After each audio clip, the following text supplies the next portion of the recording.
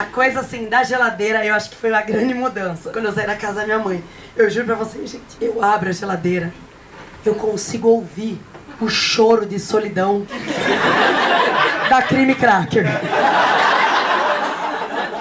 Se a Crime Cracker pudesse falar, ela ia falar: eita, essa geladeira vazia, só tem uma Super Bonder na porta, tô na casa do pobre.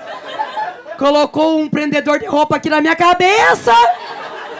O leite é da marca Campeão, porque já venceu. E o tomate tá de aniversário.